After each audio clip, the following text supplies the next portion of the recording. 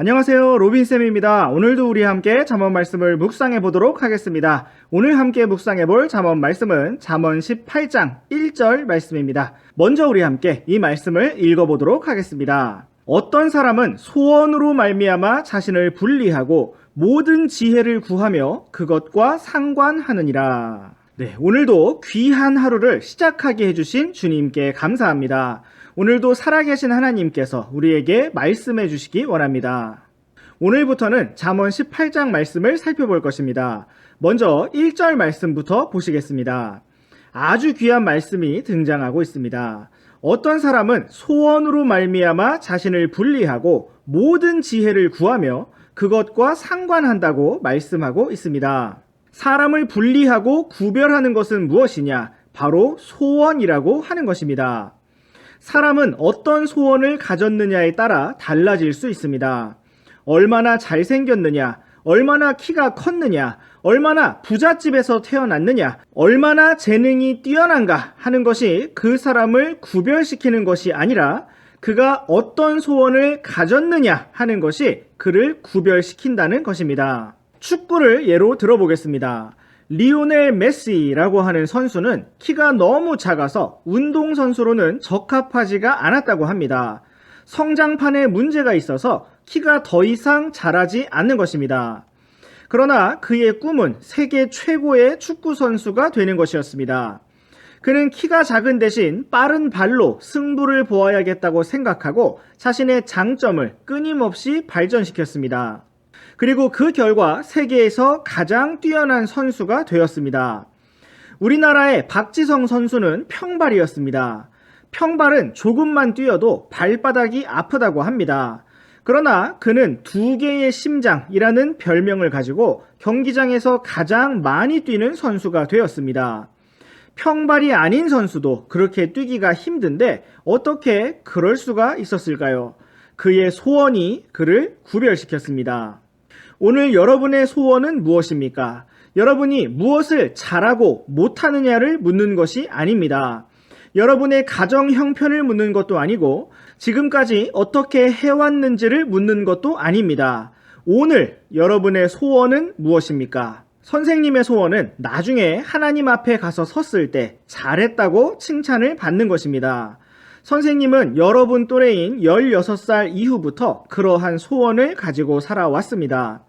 방황할 때도 있었고 넘어질 때도 있었습니다. 그러나 오늘 지금 이 시간에도 선생님은 여전히 그 소원을 가지고 있습니다. 주님을 기쁘시게 하기 위하여 선생님은 주어진 모든 일에 최선을 다하기를 원합니다. 사랑하는 학생 여러분, 여러분의 소원은 무엇입니까? 우리의 소원이 오늘 우리를 모든 것들로부터 분리시켜 줄 것입니다. 피겨스케이팅 선수인 김연아 선수가 금메달을 향해 달려가면서 먹고 싶은 초코빵을 마음껏 먹을 수 없었을 것입니다.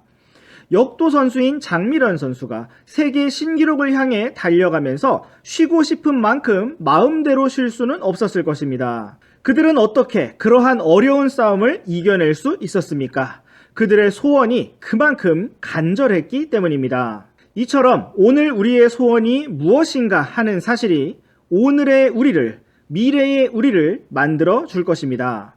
사랑하는 학생 여러분, 큰 꿈을 꾸십시오. 현실 가능한 꿈, 불가능한 꿈이라는 이상하고 쓸데없는 말을 생각하지 마십시오. 근대 선교의 아버지 윌리엄 캐리가 말했던 것처럼 하나님을 위하여 원대한 일을 계획하고 하나님으로부터 원대한 일을 기대하시는 여러분 모두가 되시기를 바랍니다. 성경은 어떤 사람이 소원으로 말미암아 모든 지혜를 구하며 그것과 상관한다고 말씀하고 있습니다. 여러분, 여기 잠언 18장 1절에 나타난 어떤 사람이 되십시오. 모든 지혜를 구하며 그것과 상관하는 여러분 되시기 바랍니다. 어떤 훈계의 말씀을 들을 때 그게 나랑 무슨 상관이냐 라고 말하지 마십시오. 어떤 훌륭한 말을 들을 때 나랑은 상관없는 이야기라고 생각하지 마시기 바랍니다. 우리에게 들려진 말이라면 모든 지혜와 상관하는 여러분 되시기를 바랍니다. 다른 것에는 욕심을 버릴지라도 지혜에 대하여는 욕심을 부리십시오. 주님을 따르는 길과는 상관 있는 사람이 되시기를 바랍니다. 오늘 우리는 오직 한 구절의 말씀을 살펴보았습니다. 선생님이 볼 때 이 세상에서 가장 비참한 사람은 소원이 없는 사람, 꿈이 없는 사람입니다. 선생님은 아직도 소원을 가지고 있습니다. 선생님의 미래 모습을 그려보고 있습니다. 40대, 50대, 60대, 그리고 주님 앞에 설 그 날을 그려보고 있습니다. 여러분은 오늘 어떤 소원을 그리면서 걸어가시겠습니까? 선생님과 함께 영원한 영광을 그리며 전진하여 나아가기를 원합니다. 여러분, 화이팅입니다.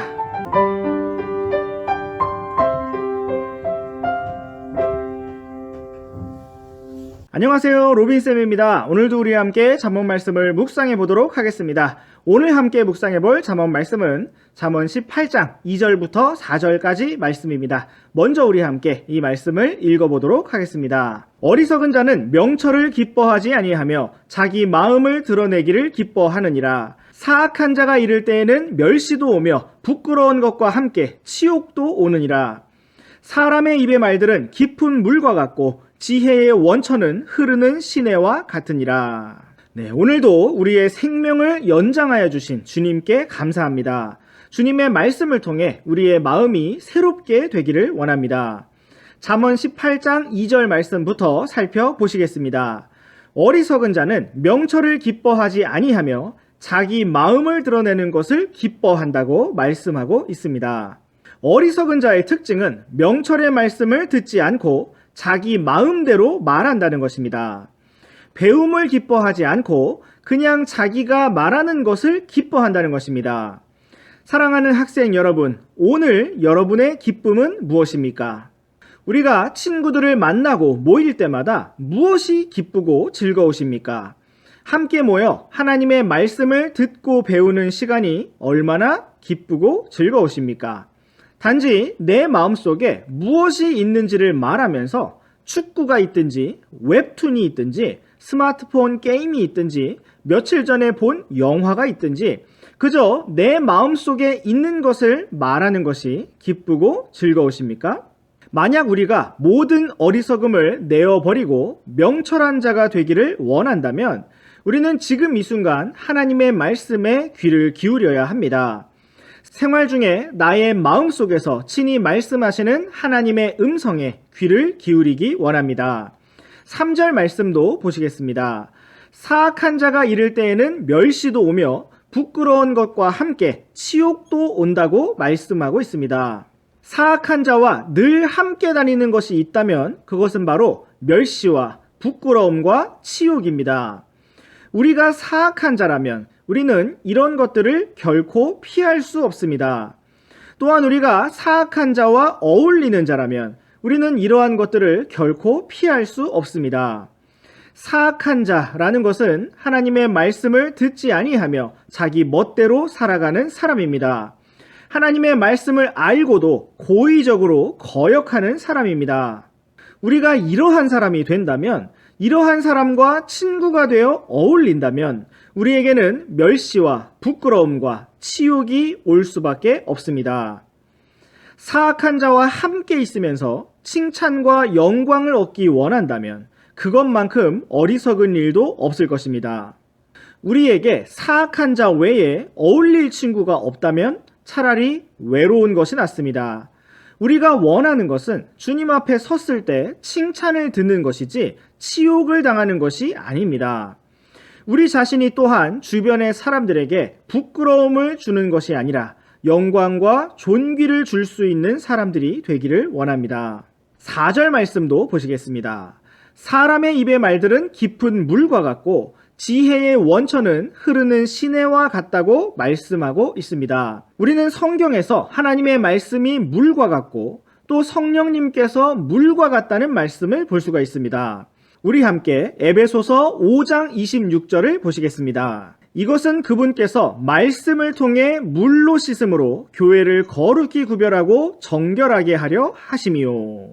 네, 여기서 말씀을 통해 물로 씻음으로 라는 표현을 보셨습니까? 네, 다음으로 요한복음 7장 38절 39절 말씀을 보시겠습니다.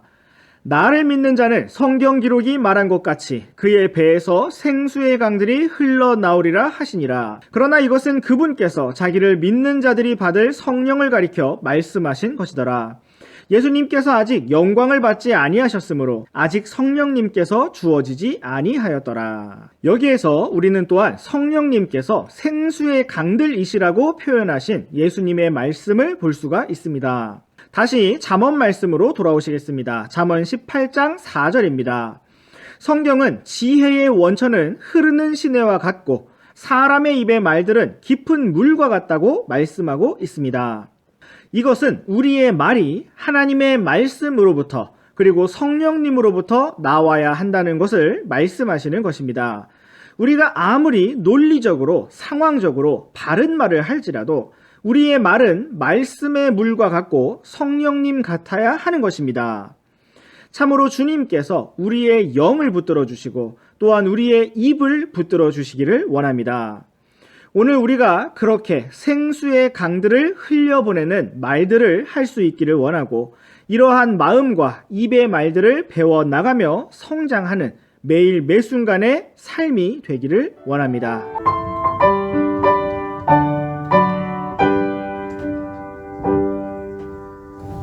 안녕하세요, 로빈쌤입니다. 오늘도 우리와 함께 잠언 말씀을 묵상해 보도록 하겠습니다. 오늘 함께 묵상해 볼 잠언 말씀은 잠언 18장 5절부터 8절까지 말씀입니다. 먼저 우리 함께 이 말씀을 읽어보도록 하겠습니다. 재판에서 사악한 자의 외모를 받아들이고 의로운 자를 거꾸로 뜨리는 것은 선하지 아니하니라. 어리석은 자의 입술은 다툼 속으로 들어가고 그의 입은 매를 불러들이느니라. 어리석은 자의 입은 그의 멸망이 되며 그의 입술은 그의 혼의 올무가 되느니라. 소문을 퍼뜨리는 자의 말들은 상처들과 같아서 뱃속의 가장 안쪽 부분들로 내려가느니라. 오늘도 귀한 하루를 허락하여 주신 주님께 감사합니다. 어제보다 오늘 더 성숙하고 더 주님과 가까워지는 귀중한 하루가 되기를 원합니다. 우리 함께 잠언 18장 5절 말씀부터 살펴보시겠습니다. 재판에서 사악한 자의 외모를 받아들이고 의로운 자를 거꾸로 뜨리는 것은 선하지 않다고 말씀하고 있습니다. 여기서 말씀하고 있는 외모라는 것은 단순히 생김새만을 말하는 것이 아니라 그의 권력이나 재산이나 사회적 신분과 같은 것입니다. 이러한 외모는 그의 행동을 재판하는 자리에서 따질 필요가 없는 것들입니다. 재판을 하고 있는데 가장 중요한 것은 누가 무엇을 했느냐, 하지 않았느냐 하는 사실입니다.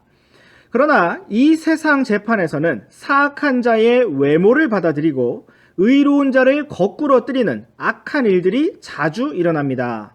진정한 의의 심판자이신 주 예수 그리스도께서 오실 때 이 모든 일들을 바로 잡으실 것입니다. 오늘 우리가 억울한 일을 당하면서도 넘어갈 수 있는 것은 주님께서 모든 일들을 정확하게 갚아주실 것이기 때문입니다. 그러므로 오늘도 우리가 주님을 바라보고 오직 주님께 순종하기를 원합니다. 이제 우리 함께 6절 말씀을 보시겠습니다. 어리석은 자의 입술은 다툼 속으로 들어가고 그의 입은 매를 불러들인다고 말씀하고 있습니다. 어리석은 자의 입술의 특징은 입을 열어 말할 때 다툼을 일으키게 된다는 것입니다. 또한 어리석은 입술의 특징은 매를 불러들인다는 것입니다. 그렇다면 지혜로운 자의 입술은 무엇일까요? 다툼 밖으로 나오고 다툼을 끝내는 화평의 말을 하는 입술일 것입니다. 또한 매가 아니라 칭찬을 불러들이는 입술인 것입니다. 우리는 어떻게 이러한 지혜의 입술을 가질 수가 있을까요? 잠언 1장 7절 말씀에 나타난 것처럼 주를 두려워해야 합니다. 주님을 두려워하는 자만이 지혜의 입술을 가질 수가 있습니다. 사람을 두려워하는 눈치 보는 입술은 순간적으로는 지혜로워 보일 수도 있지만 결코 진정한 지혜의 입술이 될 수가 없습니다. 주님께서 우리에게 지혜의 입술, 화평의 입술을 주시기 원합니다. 7절 말씀도 보시겠습니다. 어리석은 자의 입은 그의 멸망이 되며 그의 입술은 그의 혼의 올무가 된다고 말씀하고 있습니다. 어리석은 자는 자기 입으로 말미암아 멸망하게 되고 스스로 함정에 빠지게 되며 덫에 걸리게 될 것입니다. 어리석은 자는 다른 누구 때문에 망하는 것이 아니라 바로 자기 말 때문에 망하게 된다는 것입니다. 주님께서 우리에게 지혜의 입술을 주시기를 참으로 원합니다. 8절 말씀도 보시겠습니다. 소문을 퍼뜨리는 자의 말들은 상처들과 같아서 뱃속의 가장 안쪽 부분들로 내려간다고 말씀하고 있습니다. 어리석은 자의 특징은 소문을 퍼뜨리는 입술을 가지고 있다는 것입니다. 또한 소문을 퍼뜨리는 말은 상처를 주게 됩니다. 우리는 다른 사람의 이야기를 즐겨하는 사람이 되지 말아야 합니다. 우리가 좋은 뜻으로 말을 했든 나쁜 뜻으로 말을 했든 소문을 퍼뜨리는 말은 언제든지 상처를 줄 수가 있습니다. 그것이 재미있으라고 한 말이든 누군가를 공격하려고 하는 말이든 주의해야 합니다. 남의 이야기를 즐겨하는 사람은 결국 그 말 때문에 다툼을 일으키게 되고 매를 불러들이게 되며 망하게 되는 것입니다. 하나님께서는 오늘 우리의 입술이 어떠해야 할 것인가에 대하여 경고하고 계십니다. 하나님께서 우리의 입을 창조하시고 우리로 하여금 말을 할 수 있는 능력을 주신 이유는 무엇일까요? 먼저 주님을 찬양하는 것입니다. 그리고 복음을 전하는 것입니다. 또한 형제 자매들을 위로하고 격려하며 진리를 말하는 것입니다. 우리가 오늘 우리의 입과 혀를 주님께 드리기 원합니다. 우리의 입술이 나의 소유가 아니라 하나님께서 값을 주고 사신 것임을 기억하기 원합니다.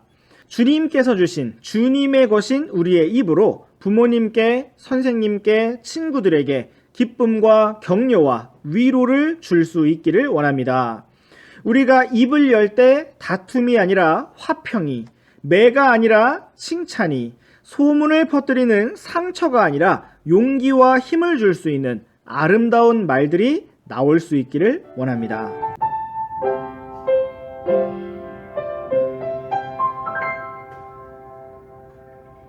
안녕하세요, 로빈쌤입니다. 오늘도 우리 함께 잠언 말씀을 묵상해 보도록 하겠습니다. 오늘 함께 묵상해 볼 잠언 말씀은 잠언 18장 9절부터 11절까지 말씀입니다. 먼저 우리 함께 이 말씀을 읽어보도록 하겠습니다. 자기 일을 게을리하는 자는 또한 크게 탕진하는 자와 형제니라. 주의 이름은 견고한 망대니 의로운 자는 거기로 달려가 안전을 얻느니라.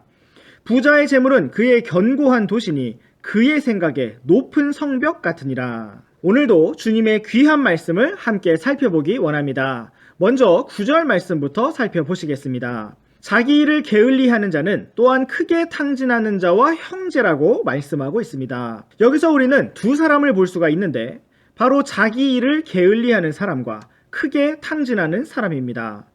자기 일을 게을리하는 사람은 일을 잘 하지 않아서 돈을 벌지 않는 사람을 말하고 크게 탕진하는 사람은 이미 집에 저축되어 있는 돈을 다 써버리는 사람을 말합니다. 오늘의 말씀에서는 이 두 사람이 형제라고 말씀하고 있는데 바로 같은 부류의 사람이라는 것을 말씀하고 있는 것입니다. 게을러서 일을 하지 않고 아무런 유익도 거두지 않는 사람이나 열심히 일한 것을 헛되이 낭비하는 사람이나 모두 같은 부류의 사람이라는 것입니다. 그러므로 오늘 우리에게 중요한 것은 먼저 부지런하고 성실하게 땀을 흘려 일하여 그 대가를 벌어들이는 것입니다. 지금은 우리 학생 여러분에게 당장 돈이라는 대가가 있지 않을 수 있고 지금은 성적이나 점수나 포인트라는 대가가 있을 것입니다. 그러나 오늘의 부지런하고 성실한 삶은 미래에 여러분이 가정을 돌보고 자녀들을 양육하는 데 필요한 돈을 벌 때 필요하게 될 것입니다. 또한 오늘 우리에게 중요한 것은 열심히 일하고 나서 헛되이 써버리거나 탕진하지 않는 것입니다. 우리가 어느 순간 열심히 노력하였다면 끝까지 최선을 다해서 좋은 결과를 얻어내는 것이 중요합니다. 중간에 포기하거나 그만두는 사람은 바로 이렇게 탕진하는 사람과 같습니다. 그동안의 노력과 시간을 헛되게 만들어 버리는 것입니다. 주님께서 우리의 마음에 빛을 비춰주시고 또 인내와 끈기를 주셔서 우리가 끝까지 힘을 내어 열매를 거두고 하늘의 보물을 쌓기를 원합니다. 이제 우리 함께 10절 말씀도 보시겠습니다. 주의 이름은 견고한 망대니 의로운 자는 거기로 달려가 안전을 얻는다고 말씀하고 있습니다. 견고한 망대라는 것은 적군이 쉽게 공격하기 어려운 높은 성벽을 의미합니다. 사사기에 등장하고 있는 기드온의 아들 아비멜렉은 바로 이러한 망대를 점령하려다가 여인이 던진 맷돌에 머리를 맞고 죽게 됩니다. 이처럼 망대 안에 있다면 여인이라 할지라도 군사들을 대적할 만한 힘이 생기게 되는 것입니다. 여기서 우리는 주의 이름이 견고한 망대라고 하는 말씀을 주목해 보기 원합니다. 우리의 삶 속에서 무엇이 우리의 망대입니까? 어떤 사람들은 돈을 의지하고 사람들, 인맥을 의지하지만 우리는 오직 주의 이름을 의지하기 원합니다. 주 하나님께서 우리의 견고한 망대가 되십니다. 성경은 의로운 자가 주님께로 달려가 안전을 얻는다고 말씀하고 있습니다. 우리는 위험을 느낄 때 어디로 달려갑니까? 우리가 오직 주님께 달려가기 원합니다. 오직 주님께만 참된 안전과 평안이 있음을 우리가 믿음으로 늘 기억하기 원합니다. 이제 우리 함께 11절 말씀도 보시겠습니다. 부자의 재물은 그의 견고한 도시니 그의 생각에 높은 성벽 같다고 말씀하고 있습니다. 여기에서 우리는 부자의 견고한 망대, 부자의 견고한 도시가 무엇인지 볼 수 있습니다. 부자의 생각에는 바로 그의 돈, 그의 재산이 견고한 망대와 같다는 것입니다. 하나님께서는 자신의 사랑하시는 자를 부자로 만들어주시기가 매우 힘듭니다. 그 이유는 부자는 자신의 재물을 믿고 신뢰하기가 너무나 쉽기 때문입니다. 어떤 사람들은 이 땅에서 부자가 되는 것이 하나님의 자녀들을 향한 하나님의 뜻이라고 주장하기도 합니다. 그러나 예수님을 보십시오. 예수님께서는 이 땅에서 가난한 자로 사셨습니다. 태어나실 때에 누우셨던 곳은 남의 집 마구간의 남의 말구유였습니다. 이 땅에서는 머리 둘 곳조차 없으셨습니다. 예루살렘에 입성하실 때에는 남의 새끼 나귀를 빌려 타셨고 최후의 만찬을 하실 때에도 남의 다락방을 빌리셨습니다. 돌아가셨을 때 묻히신 곳도 남의 무덤이었습니다. 사도들은 어떠했습니까? 모두가 가난한 길을 걸었습니다. 하나님께서는 우리가 돈이 아니라 다른 무엇이 아니라 오직 주님만을 신뢰하기를 원하십니다.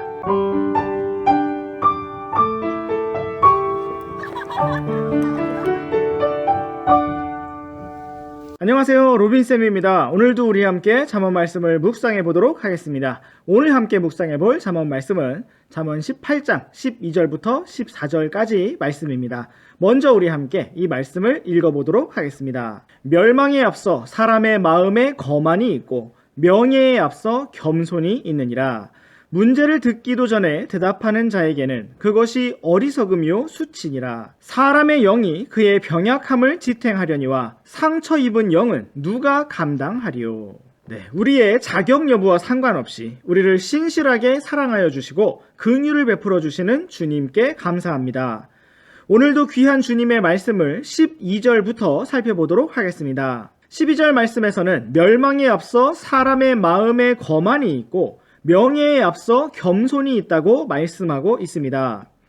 멸망에 앞서 거만이 있다는 것은 거만한 마음 뒤에 따라오는 것이 멸망이라는 의미입니다. 또한 명예에 앞서 겸손이 있다는 것은 겸손한 마음 뒤에 명예가 따라온다는 것입니다. 우리는 참으로 높아지기를 원하고 명예롭게 되기를 원합니다. 그러나 우리가 앞서서 거만한 마음, 높아진 마음, 교만한 마음을 가지게 되면 그 뒤에 따라오는 것은 오직 멸망뿐입니다.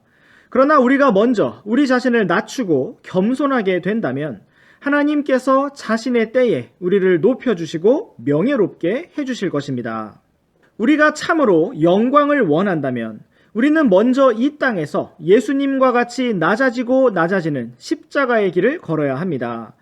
예수님께서 먼저 무명한 자가 되시고 종의 형체를 입으시며 십자가의 죽음에까지 낮아지신 것처럼 우리도 오늘 그렇게 낮아지고 아무것도 아닌 자가 되는 길을 걸어가기를 원합니다. 우리가 멍청해서가 아니라 바보라서가 아니라 참으로 하나님의 말씀을 믿기 때문에 하나님께서 참으로 우리를 영광 가운데 높이실 것을 믿기 때문에 믿음으로 그렇게 낮아지는 길을 걸어갈 수 있기를 원합니다. 이제 우리 함께 13절 말씀도 보시겠습니다. 문제를 듣기도 전에 대답하는 자에게는 그것이 어리석음이요 수치라고 말씀하고 있습니다.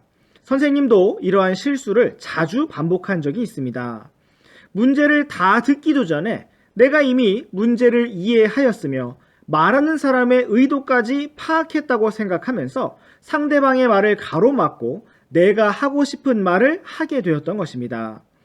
그러나 그 결과 정말 이 잠언 말씀처럼 어리석은 말을 하게 되고 수치스럽고 부끄럽게 된 일들이 있습니다. 우리가 정말 지혜롭게 말하기를 원한다면 먼저 듣는 사람이 되어야 합니다. 많은 경우 우리가 안다고 생각하기 때문에 듣지 않게 되고 최대한 참을성을 끌어내어 듣는다 할지라도 아는 것을 듣는다고 생각하기 때문에 이해하지 못하게 되는 것입니다. 이러한 교만하고 높아진 마음을 우리가 철저히 버리기를 원합니다. 늘 주님 앞에 모르는 사람으로 낮아진 사람으로 귀를 열고 들을 수 있기를 원합니다. 그리하면 주님께서 우리를 지혜로 명예로 이끌어 주실 것입니다. 14절 말씀도 보시겠습니다. 사람의 영이 그의 병약함을 지탱하는데 상처 입은 영을 누가 감당할 수 있느냐고 말씀하고 있습니다. 사람의 병이 마음에서 비롯된다는 말처럼 성경에서도 사람의 건강이 마음 상태, 영의 상태와 관련이 있다고 말씀하고 있습니다. 상처 입은 영은 자기 스스로도 주변 사람들도 감당하기가 너무나 힘듭니다. 그러므로 우리는 먼저 다른 이들에게 상처 주지 않도록 주님께 긍휼을 구해야 합니다. 우리가 고의적으로 그러해서도 안 되지만 의도하지 않게 실수로라도 그러하지 않도록 간절히 기도해야 하는 것입니다. 그렇다면 우리 자신이 상처 입은 마음을 가지게 되었을 때 어떻게 해야 할까요? 먼저 우리는 주님 앞에서 받은 사명을 결코 포기하지 말아야 합니다. 믿음의 길을 멈추지 말아야 합니다. 요셉이 형들로부터 상처를 받았다고 해서 믿음을 놔버렸다면 어떠하였을까요? 다윗이 사울 왕에게 상처를 받았다고 해서 자기 마음대로 행동하였다면 어떻게 되었을까요? 우리가 상처를 받았다고 할지라도 우리는 우리의 모든 감정을 주님 앞에 내려놓을 수 있어야 합니다. 주님께 나아가 위로를 받고 격려를 받고 완전히 새롭게 되어 용기를 내야 하는 것입니다. 또한 우리는 나 혼자만 상처를 받았다고 생각하지 말아야 합니다. 내가 모르는 사이에 나도 다른 사람들에게 그만큼 상처를 주었다는 사실을 생각해야 합니다. 나만 억울한 피해자인 것처럼 어리석게 생각하지 말아야 합니다. 그러한 생각은 우리 자신을 속이는 것입니다. 또한 많은 경우 상처는 높아지고 교만한 마음에서부터 비롯된다는 사실을 기억하기 원합니다. 진실로 나 자신이 아무것도 아닌 자라고 여긴다면 우리는 상처받을 일이 없을 것입니다. 주님께서 우리를 자유롭게 하여 주시기를 원합니다. 오직 주님과 동행함으로 우리가 믿음의 길로 전진하기를 원합니다.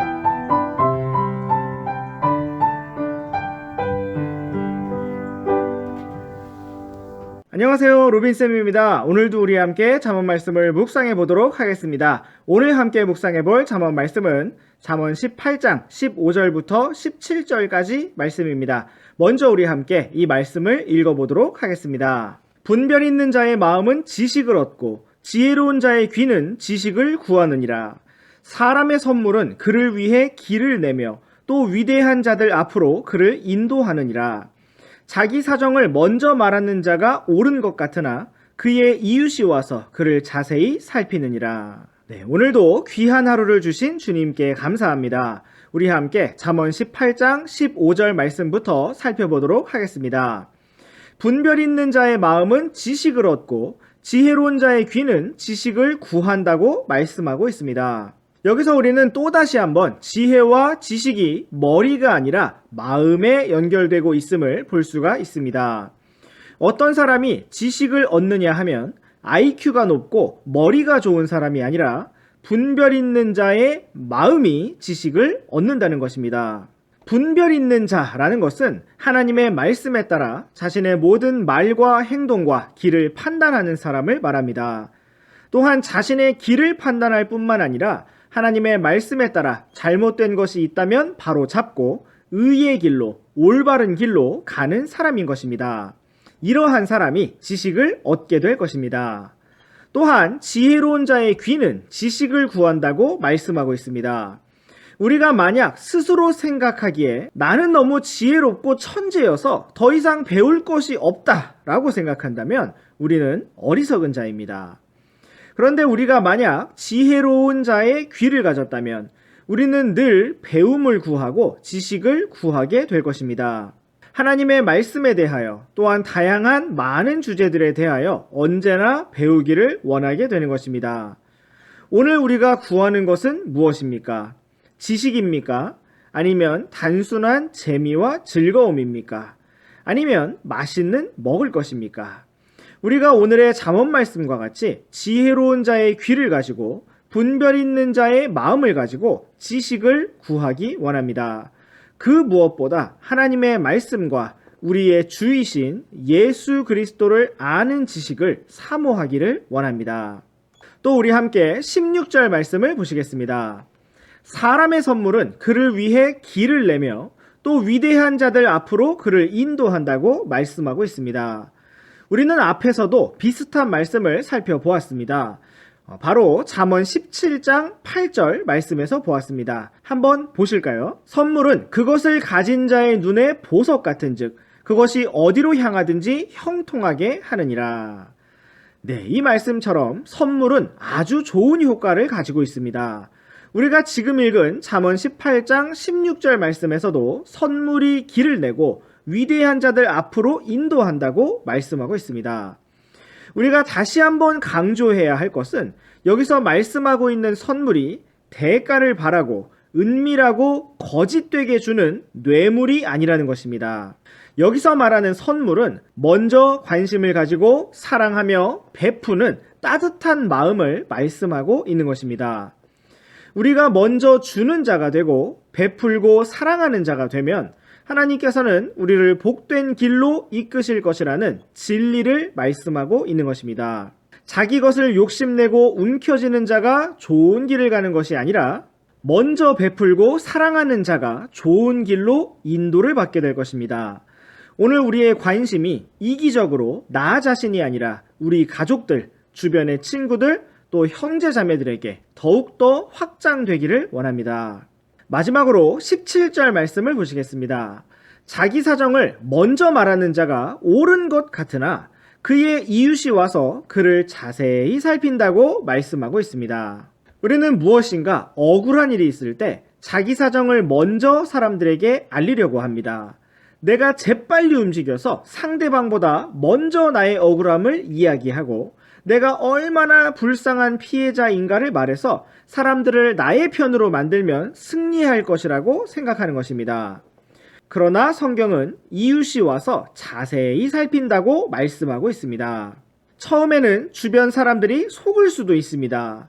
그러나 진실은 반드시 드러나게 됩니다.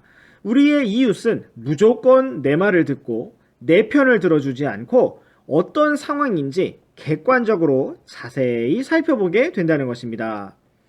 우리가 만약 반대로 내가 먼저 무엇을 잘못하였는가를 말하면 어떻게 될까요? 우리의 이웃들은 오히려 우리를 용서하고 격려하고 용기를 줄 것입니다. 오히려 더욱 변호하고 감싸줄 것입니다. 하나님께서 우리의 마음을 지혜로 인도하여 주시기를 원하고 먼저 베풀고 사랑하는 마음을 주시기 원합니다. 또한 나의 사정을 먼저 말하기 전에 상대방의 사정을 먼저 들어줄 수 있는 사람이 되기를 원합니다.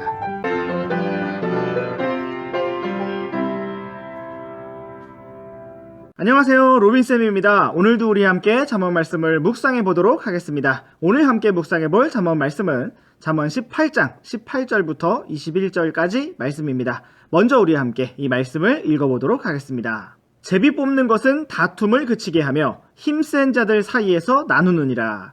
실족한 형제는 견고한 도시보다 얻기 어려운즉 그들의 다툼은 성체의 빗장과 같으니라. 사람의 배는 그의 입의 열매로 만족되며 그는 자기 입술의 소산으로 충족되리라. 사망과 생명이 혀의 권능 안에 있나니 혀를 사랑하는 자들은 그것의 열매를 먹으리라. 네, 오늘도 우리의 생명을 연장하여 주시고 새로운 기회를 주신 주님께 감사합니다. 우리 함께 귀한 주님의 말씀을 살펴보도록 하겠습니다. 먼저 18절 말씀부터 보시겠습니다. 제비 뽑는 것은 다툼을 그치게 하며 힘센 자들 사이에서 나눈다고 말씀하고 있습니다. 이 말씀은 심오한 다른 의미가 있는 것이 아니라 말씀 그대로의 의미를 가지고 있습니다. 축구를 할 때 심판이 누가 먼저 공격을 할 것인지 정하기 위하여 동전을 던집니다. 그리고 그 누구도 그 결정에 반대하지 않습니다. 선생님도 우리 학생들의 자리를 바꿀 때마다 제비뽑기를 합니다. 짝꿍이 마음에 안 들어도 그대로 받아들일 수밖에 없습니다. 이처럼 제비뽑기는 다툼을 그치고 결정을 이끌어낼 수 있는 좋은 방법입니다. 그 다음 19절 말씀도 보시겠습니다. 실족한 형제는 견고한 도시보다 얻기 어려운즉 그들의 다툼은 성체의 빗장과 같다고 말씀하고 있습니다. 실족한 형제는 마음의 공격을 당하고 타격을 당하여 기분이 상하고 감정이 좋지 못한 사람을 말합니다. 그러한 형제 또 자매는 견고한 도시보다 얻기가 어렵다고 말씀하고 있습니다. 그들의 다툼은 성체의 빗장과 같이 문을 굳게 닫고 있음을 말씀하고 있습니다. 쉽게 말하면 삐진 상태를 말하는 것인데 여러분도 이렇게 마음이 상한 적이 있을 것입니다. 그렇게 마음이 상하면 좋아하는 음식이나 물건이나 선물로도 잘 마음이 돌이켜지지 않는 것을 볼 수가 있습니다. 우리는 가능하면 어떤 사람도 실망시키지 않고 마음에 상처를 입지 않도록 배려해야 합니다. 그러나 사실상 실족하는 일은 막을 수가 없습니다. 심지어 예수님께서는 겟세마네에서 잡히시던 날에 제자들을 향하여 오늘 이 밤에 너희가 다 나로 인하여 실족할 것이라 라고 말씀하셨습니다. 교회에서도 사람들은 늘 실족합니다. 특송을 하는데 나는 안 불러주고 다른 누구를 불렀다 라는 사실에 실족을 하는 분도 있습니다. 누가 몸이 안 좋아서 교회를 못 나왔는데 안부 전화를 안 해줘서 실족하는 분도 있습니다. 우리가 급식을 먹는데 내 부대찌개에는 햄이 10조각 들었는데 친구 것을 보니 15조각 들었을 때 실족할 수도 있습니다. 어떤 이유에서든 사람의 마음이 상하는 일은 일어날 수가 있습니다. 그리고 그렇게 상한 마음은 견고한 도시보다 얻기가 힘듭니다. 우리 함께 잠언 16장 32절 말씀을 보시겠습니다.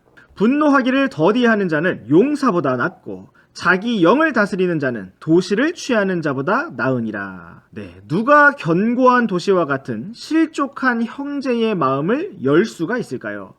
단순히 말을 잘하는 사람일까요? 아닙니다.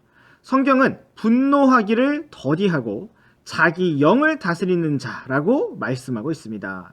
오늘 우리가 이렇게 주님과 동행하면서 자신을 부인하고 나 자신을 오직 주님께 복종시킬 수 있다면 우리는 실족한 형제, 자매의 마음을 열 수가 있을 것입니다. 우리 다시 잠언 18장으로 돌아와서 20절 말씀을 살펴보겠습니다.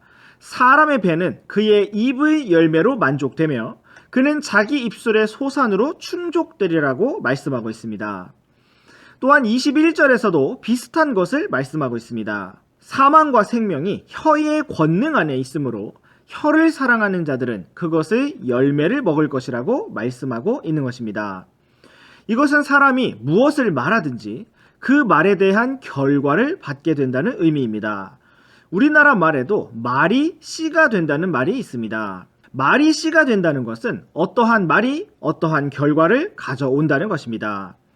부정적으로 말하는 사람은 정말 부정적인 결과를 맞이하게 되고 긍정적으로 말하는 사람은 긍정적인 결과를 맞이하게 된다는 것입니다. 왜 그럴까요? 그 마음이 이미 부정적이기 때문에 부정적으로 말하게 되고 결국 자기 스스로 길을 부정적으로 망치게 된다는 것입니다. 물론 사람이 말한 대로 모든 일이 다 이루어지지는 않습니다. 그러나 성경은 분명하게 사람이 자기 혀의 열매를 먹을 것이라고 말씀하고 있습니다. 오늘 우리의 마음이 주님 앞에 바르기를 원하고 또 우리의 입술이 주님 앞에 합당하기를 원합니다. 영원히 함께하리. 안녕하세요, 로빈쌤입니다. 오늘도 우리 함께 잠언 말씀을 묵상해 보도록 하겠습니다. 오늘 함께 묵상해 볼 잠언 말씀은 잠언 18장 22절부터 24절까지 말씀입니다. 먼저 우리 함께 이 말씀을 읽어보도록 하겠습니다. 누구든지 아내를 얻는 자는 좋은 것을 얻고 주의 호의를 얻느니라. 가난한 자는 간청하는 말을 사용하나 부자는 거칠게 대답하느니라. 여러 친구를 두는 자는 반드시 자신을 다정한 자로 보여야 하나니 형제보다 더 친밀한 친구도 있느니라. 네, 오늘도 귀한 하루를 허락해 주신 주님께 감사합니다. 오늘은 잠언 18장의 마지막 날입니다. 오늘도 주님께서 귀한 말씀을 허락해 주시기 원합니다. 오늘의 말씀에서 우리는 여러 가지 관계들을 볼 수가 있습니다. 먼저 우리는 22절에서 가장 먼저 남편과 아내의 관계를 볼 수가 있습니다. 또한 23절에서 가난한 자와 부자의 관계를 볼 수가 있습니다. 그리고 24절에서 친구와 형제의 관계를 볼 수가 있습니다. 이 모든 사람들과의 관계보다 더 중요한, 가장 중요한 관계가 있다면 그것은 바로 살아계신 하나님과의 관계입니다. 하나님과 관계가 바른 사람은 다른 사람과도 화목할 수가 있습니다. 우리 함께 잠언 16장 7절 말씀을 보시겠습니다. 사람의 길들이 주를 기쁘게 하면 그분께서 그의 원수들까지도 그와 화목하게 하시느니라. 네, 여기서 우리는 주님과의 관계가 그의 원수와의 관계로 이어지는 것을 볼 수가 있습니다. 그러므로 오늘 우리가 가장 주의해야 할 것은 바로 주님과의 관계입니다. 주님을 분노하게 만드는 사람이 과연 이 땅에서 누구와 좋은 관계를 가질 수가 있을까요? 이러한 사실을 기억하면서 우리 다시 잠언 18장 말씀으로 돌아와서 22절 말씀부터 살펴보도록 하겠습니다. 누구든지 아내를 얻는 자는 좋은 것을 얻고 주의 호의를 얻는다고 말씀하고 있습니다. 이것은 남자들에게만 해당되는 것이 아닙니다. 여자들도 마찬가지로 누구든지 남편을 얻는 자는 주님으로부터 호의를 얻는 것입니다. 내가 잘생기고 돈을 잘 벌고 말을 센스 있게 잘하고 옷을 잘 입어서 결혼을 하게 되는 것이 아니라 주님께로부터 좋은 선물을 받아야 한다는 것입니다. 사랑하는 학생 여러분, 미래에 좋은 결혼을 하기 위해서 준비해야 하는 것은 무엇일까요? 그것은 바로 오늘부터 철저하게 주님과 동행하는 삶을 걸어가는 것입니다. 주님과 동행한다면, 하나님을 참으로 기쁘시게 한다면 하나님께서 여러분에게 가장 좋은 배우자를 주실 수가 있을 것입니다. 주님과 동행하고 있지 않다면 육신적인 눈으로, 인간적인 눈으로 하나님께서 주시는 가장 좋은 배우자를 분별할 수가 없을 것이고 오히려 안 좋은 다른 사람을 선택할 수밖에 없을 것입니다. 오늘 작은 일에서 주님께 묻고 응답을 받아서 길을 가지 못한다면 그보다 큰 일인 결혼에서는 더더욱 하기가 힘들 것입니다. 그러므로 오늘 주님과 친밀하게 동행하는 여러분과 또 제가 되기를 원합니다. 이제 우리 함께 23절 말씀도 살펴보겠습니다. 가난한 자는 간청하는 말을 사용하지만 부자는 거칠게 대답한다고 말씀하고 있습니다. 이 말씀은 특별한 다른 의미가 있는 것이 아니라 문장 그대로의 의미를 가지고 있습니다. 가난한 자는 아쉬운 쪽이고 자존심이 상할지라도 어쩔 수 없이 간청하는 말을 사용할 수밖에 없습니다. 그러나 부자는 간청을 거절하든지 때로는 들어주든지 거칠게 대답할 수밖에 없는 것입니다. 왜냐하면 그가 가진 것이 많고 그의 가진 것이 그를 교만하고 높아지게 만들기가 너무나 쉽기 때문입니다. 그러나 우리는 어떠해야 할까요? 우리가 비록 가난한 자가 된다 할지라도 사람들 앞에서 당당할 수 있기를 원합니다.